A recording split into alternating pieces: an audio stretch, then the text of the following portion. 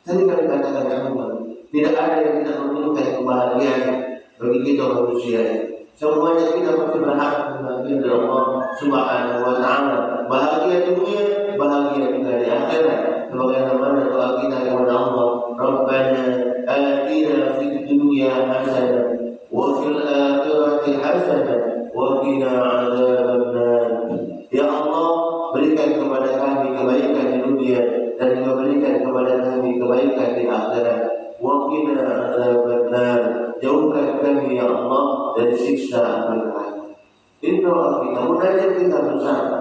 Oleh karena itu untuk mewujudkan ini, apa yang Allah perintahkan kepada kita, tadi kami katakan di awal, bagaimana kita selalu menjaga ibadah kita kepada Allah Subhanahu wa Ta'ala dengan sholat kita sekali lagi. Karena percuma saja ketika kita ngomong saja, ngomong aku beriman kepada Allah, aku percaya kepada Allah Subhanahu wa Ta'ala, aku percaya kepada baginda Rasulullah sallallahu alaihi wasallam, tapi ketika dilihat keseharian itu, maaf, sholatnya masih belum terjaga, sholatnya masih lewat, masih bolong-bolong, sholat wajibnya terutama. Karena sholat wajib ini sekali lagi harus selalu terjaga dan kita perhatikan benar-benar. Inna sholata kanat 'alal mu'minin kitaban mawqutan. Sesungguhnya sholat ini merupakan tugas dan kewajiban kita yang ketika kita mengaku kita ini seorang muslim, dan ketika kita mengaku diri kita seorang muslim, maka yang sholat yang harus kita jaga. Dan memang kita ketahui bersama, yang pertama kali dihisab nanti di yaumul qiyamah, awwal ma yuhasabu yaumul qiyamah as-shalah.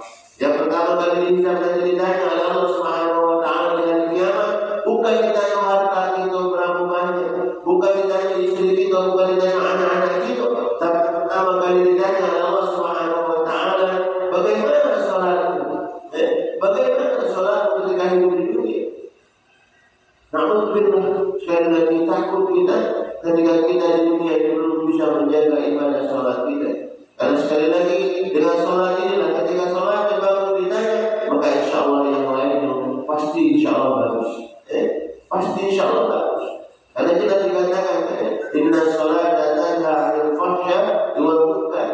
Sesungguhnya sholat itu mencegah dari perbuatan keji dan munkar. Jadi ketika kita bisa menjaga sholatnya dan mengaplikasikan apa yang ada dalam sholat dalam kehidupan kita sehari-hari, maka insya Allah kita akan selalu terjaga dari hal-hal yang dilarang oleh Allah Subhanahu wa Ta'ala. Dan jangan lupa sekali lagi, ketika ibadah sholat kita sudah bagus, yang kedua juga yang harus kita perhatikan, bagaimana kita harus baik dalam tingkah laku dan akhlak kita, keseharian kita di tengah lingkungan masyarakat kita. Jadi akhlak sekali lagi, tingkah laku juga harus baik. Ketika ibadah sholatnya bagus, maka kita harus menjaga akhlak dan tingkah laku kita. Kenapa? Karena akhlak ini merupakan cerminan buah dari ibadah yang kita lakukan. Ketika orang ibadah yang bagus tentunya insya Allah akhlak keseharian orang ini akan menjadi bagus, baik, tidak mudah marah, tidak mudah emosi, tidak mudah melakukan hal-hal yang dilarang oleh Allah Subhanahu wa Ta'ala. Kenapa? Karena kita sudah mulai merasa jika kita melakukan hal-hal ini yang tidak diridhoi oleh Allah Subhanahu wa Ta'ala, kita pasti nanti akan dimintai pertanggungjawaban akan apa yang kita perbuat ini. Dan ini yang menyebabkan kita menjadi rasa takut kita semakin tinggi, khauf kita kepada Allah Subhanahu wa Ta'ala dan semakin tinggi, sehingga insya Allah kita akan selalu terjaga dan dijaga oleh Allah Subhanahu wa Ta'ala dari hal-hal yang dilarang oleh Allah Subhanahu wa Ta'ala. Inilah yang harus selalu kita jaga bersama, bagaimana kita sekali lagi dalam kehidupan ini menjaga ibadah sholat kita dan juga menjaga tingkah laku kita, akhlak kita dalam kehidupan kita sehari-hari. Karena ini merupakan salah satu cerminan jika kita dikatakan oleh Allah Subhanahu wa Ta'ala digolongkan dengan golongan hamba-Nya yang bersyukur, yang mendapatkan banyak kenikmatan, maka syukur yang kita harus lakukan ialah bagaimana syukur itu harus menjalankan perintah Allah Subhanahu wa Ta'ala dan menjauhi larangan-larangan Allah Subhanahu wa Ta'ala. Insya Allah ketika kita melakukan ini digolongkan dalam golongan orang-orang yang bersyukur kepada Allah Subhanahu wa Ta'ala. Dikatakan dalam Al-Quran, wa idza anzala rabbukum la in syakartum la azidannakum wa la in kafartum inna 'adzabi lasyadid. Kata Allah, barang siapa yang bersyukur akan nikmatku, melaksanakan, menjaga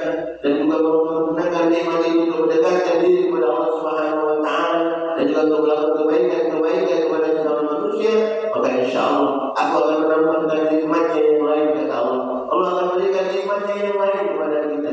Sebaliknya ketika kita lalai dari nikmat Allah Subhanahu wa taala, tidak menggunakan nikmat Allah mendekatkan diri kepada diri kita kepada Allah untuk melakukan kebaikan, maka na'udzubillah Allah mengingatkan kita, inna azabi lajadid, sesungguhnya azabku amat sangat pedih.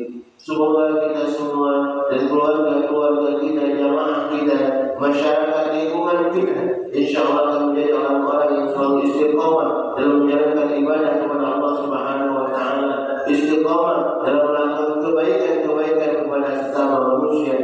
Dan dengan ini semua insya Allah kita semua nantinya akan dikumpulkan di surga Allah Subhanahu wa taala.